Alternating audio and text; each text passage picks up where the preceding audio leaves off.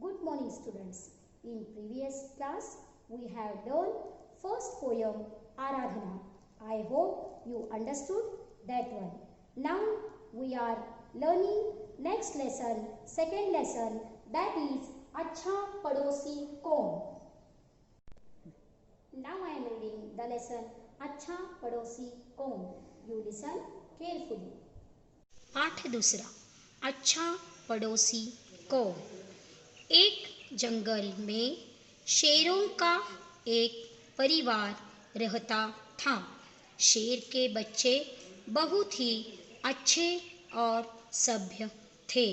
अपने बच्चों को यह सिखाने के लिए कि क्या गलत है और क्या सही है, शेरनी को बहुत कष्ट उठाना पड़ता था।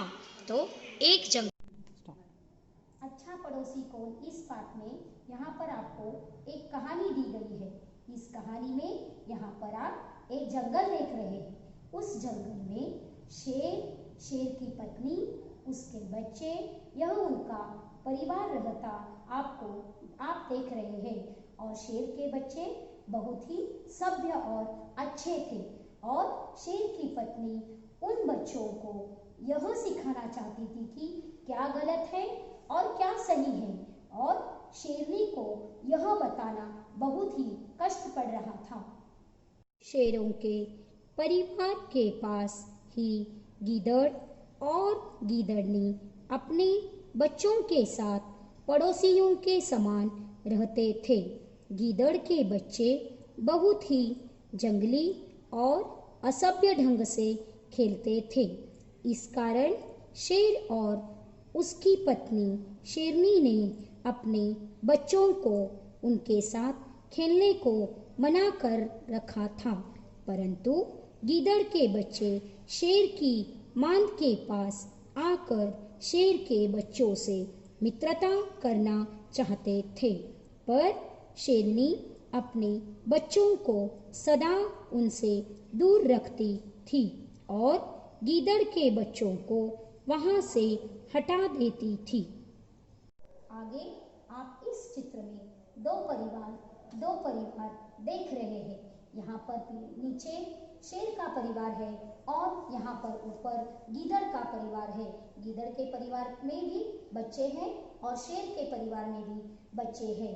शेर के बच्चे बहुत ही सभ्य और अच्छे थे, लेकिन गीदड़नी के बच्चे अच्छे नहीं थे, वह सभ्य नहीं थे।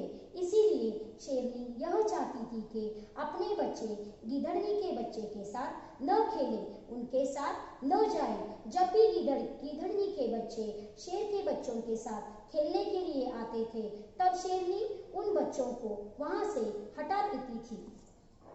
शेर के बच्चों ने अपनी माँ शेरनी से पूछा, माँ, हम लोग गीदड़ के बच्चों के साथ क्यों नहीं खेल सकते? शेरनी ने अपने बच्चों को समझाते हुए कहा, मैं तुम सबको सदा बुरी संगत से दूर रखती हूँ, नहीं तो तुम लोग भी उनके समान दुष्ट हो जाओगे। फिर कोई भी तुम लोगों को पसंद नहीं करेगा और न ही तुम्हारे साथ खेलेगा। एक दिन शेरनी माँ ने सोचा कि हमारे बच्चों को शेरों के समान दहाड़ना आना चाहिए। वैसे तो वे आपस में खूब खेलते हैं, वे एक दूसरे की गलती पर हंसते भी हैं। इस चित्र में यहाँ पर आपको शेरनी अपने बच्चों के साथ और गीदड़नी अपने बच्चों के साथ बैठी है। तो शेरनी के बच्चों ने अपनी माँ से पूछा, माँ, क्यों नहीं हम गीदड़ के बच्चों के साथ खेल नहीं सकते? तो शेरनी ने अपने बच्चों से यह जवाब दिया कि आप भी गीदड़ के बच्चों के साथ असभ्य वर्तन करते हैं और उनकी तरह ही आप दुष्ट हो जाएंगे, तो आपके साथ कोई भी नहीं खेलेगा, आपको कोई भी नहीं पसंद करेगा, इसीलिए आपको उनके साथ खेलना मना है। इस चित्र में शेरनी अपने बच्चों के साथ बैठी है यह सोच रही है कि हमारे बच्चों को भी हमारी तरह दहाड़ने के लिए आना चाहिए, उन्हें गर्जना करने के लिए आना चाहिए। वैसे तो हमारे बच्चे खेलते हैं, कूदते हैं, आपस में मजाक करते हैं, वैसे भी गलतियां भी करती है और गलतियां करते समय एक दूसरे पर वह हंसते भी है। इधर गीदड़ के बच्चों ने देखा कि शेर के बच्चे दहाड़ने में खूब आनंद लेते हैं, अतः उन्होंने भी शेर के बच्चों के समान दहाड़ना चाहा, पर वे गीदड़ के ही समान चिल्लाकर गुर्राना लगे। शेर के बच्चे भी गीदड़ के बच्चों को देखकर और उनका चिल्लाना सुनकर हंसी हंसी में उनके समान गीदड़ की आवाज़ में चिल्लाकर गुर्राने की कोशिश करने लगे।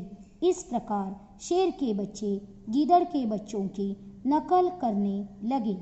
माँ शेरनी ने सोचा कि वह अपने बच्चों को ऐसा करने से कैसे रोके।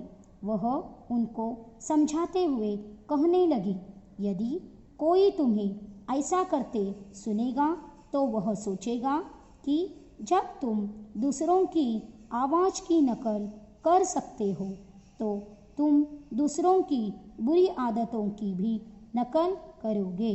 तुम्हें चाहिए कि पड़ोसियों की यदि बुरी आदतें हैं तो उनकी बुरी संगत से बचकर रहो। इस पाठ से शिक्षा, सदा अच्छी संगत करो, क्योंकि बुरे मित्र बुरी संगत में डालकर परेशानी में फंसा देते हैं और इस प्रकार ढेरों शत्रु बन जाते हैं। इधर गीदड़ के बच्चों ने देखा कि शेर के बच्चे दहाड़ने में बहुत ही आनंद ले रहे हैं। उसी तरह शेर के बच्चे ने भी दहाड़ के बच्चों की तरह, गीदड़ के बच्चों की तरह उन्होंने गुर्राना चाहा, चिल्लाना चाहा। शेर के बच्चे गीदड़ के बच्चों की तरह चिल्लाने लगे, गुर्राने लगे, उनकी नकल करने लगे, हंसी मजाक करने लगे। यह सब देखकर शेरनी सोचने लगी कि अपने बच्चे आगे ऐसा ही करेंगे। वह अपने बच्चों को पास बुलाकर कहने लगी, यदि तुम किसी की नकल करोगे, किसी की बुरी आदतें अपनाओगे तो तुम्हारा नुकसान हो जाएगा और तुम्हारे अनेक शत्रु बन जाएंगे। इस पाठ की यही शिक्षा है कि बुरी आदतों से हमें बचना चाहिए, बुरी संगत हमें नहीं करना चाहिए, अच्छी संगत हमें करना चाहिए, पड़ोसियों से हमें अच्छी तरह से रहना चाहिए। यहाँ पर अभी यह पाठ खत्म हुआ है, समाप्त हुआ है। आपको अगर कुछ तकलीफ है तो आप मुझे पूछ सकते हैं। पाठ में कुछ समझ में नहीं आया है, कुछ डिफिकल्ट वर्ड्स है तो आप मुझे पूछ सकते हैं। Next class I will give you meanings and question answers. Till then, goodbye.